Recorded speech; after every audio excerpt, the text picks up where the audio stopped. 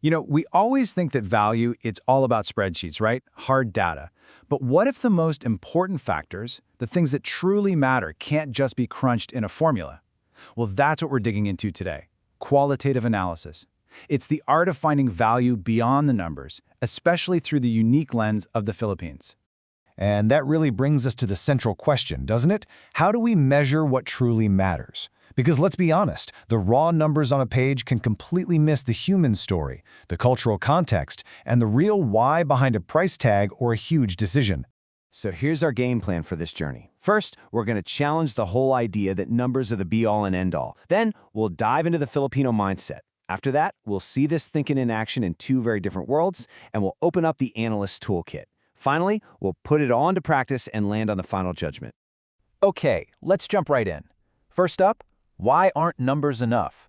This whole section is about the search for the why. You know that story that's always hiding just behind the price. And that leads us right to our main concept, qualitative analysis.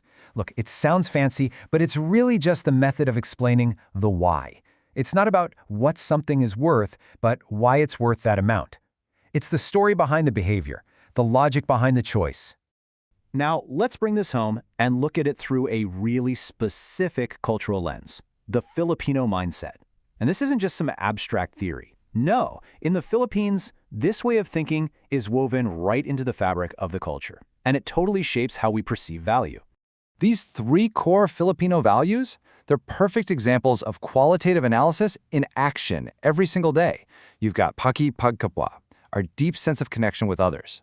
There's pagtatanong-tanong, that habit of asking around, gathering info informally.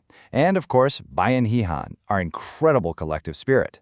In a way, we're all constantly gathering qualitative data in our daily lives without even thinking about it. So how does this all play out in the real world?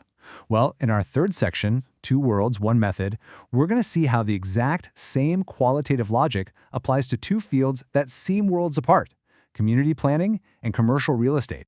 And the parallel here is just so powerful. On one side, in community planning, it's all about understanding what people truly need and what their priorities are. On the other side, in real estate, you're using the exact same thinking to compare properties and make a judgment about the market. Two totally different goals, but one powerful method. And here it is. This is the big idea, the unifying principle that connects everything. Whether you're choosing a community project or buying a house, people think qualitatively first. The numbers, well, they often just come in later to justify a decision that's already been made in your gut. So, let's get practical. In this section, we're going to open up the analyst's toolkit and take a look at two really powerful techniques that analysts use to give some structure to this kind of thinking. Our first tool is relative ranking. It's a really straightforward but incredibly effective way to prioritize things. You're simply ranking them in order of importance or how desirable they are. That's it. So imagine you're in a social setting, like a barangay planning meeting. You'd ask, what's our most urgent problem here? And the community might rank them just like this. Flooding is number one, hands down. Then comes road access. And after that, the need for a health center. It's simple, it's clear, and it gives you a path forward. Now watch how that same logic applies perfectly to real estate. An appraiser does the exact same thing. They're just comparing a property to others. Is comparable A's location superior? Is comparable B's condition a bit worse? It's all relative ranking, just with a different set of variables. And this really gets to the heart of how Filipino buyers actually think. It's not some kind of complex formula they're running in their head. It's much more direct, much more intuitive. They think, mas maayo ni kaysa dito, right? This is better than that. It's a simple, direct, qualitative comparison. It's an intuitive judgment of value. They are definitely not thinking in precise terms like, I'll apply a positive 2,500 peso per square meter adjustment. That level of detail comes way later, if at all. The human decision is much more fundamental.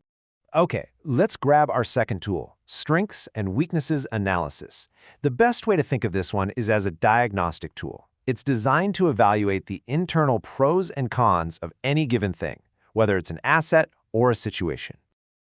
So, in an appraisal, this becomes a really structured analysis. You identify a strength, like being a corner lot, and a weakness, like being in a flood-prone area. But the most critical part is that last column, the effect on value. See, it's not enough to just list the features. You have to explain their impact. All right, we've got the concepts and we've got the tools. Now for Section 5, putting theory into practice. Let's shift from the what to the how, and look at the concrete steps and the common pitfalls. You see, in a formal appraisal, this becomes a systematic 5-step process. First, you select your comparable properties. Second, you identify the key differences that actually matter. Third, you use simple qualitative indicators, a plus, a minus, or an equal sign. Fourth, you bracket the value to set a range. And finally, you reconcile all the evidence to make your final call. Let's just focus on bracketing for a second, because this is such a crucial technique. The logic is actually really simple.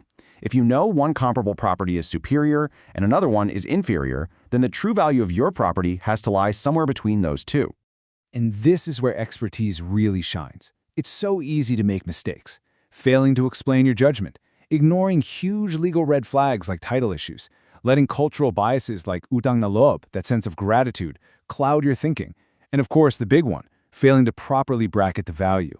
And all of this leads us to our final section, the final judgment. This is where we distill the true power and the real importance of qualitative analysis. So let's put it all together in one master framework. You compare, you rank, you diagnose, you bracket, and you reconcile. And only after all that do you form your conclusion. It's a disciplined process of structured judgment. So what's the ultimate takeaway here?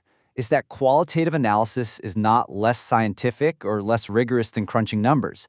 It is a different kind of science. It's one that is behavior-driven, aligned with how real markets actually work, and grounded in cultural realities. And in a place like the Philippines, where data can sometimes be imperfect, well, it's often the most reliable method we have.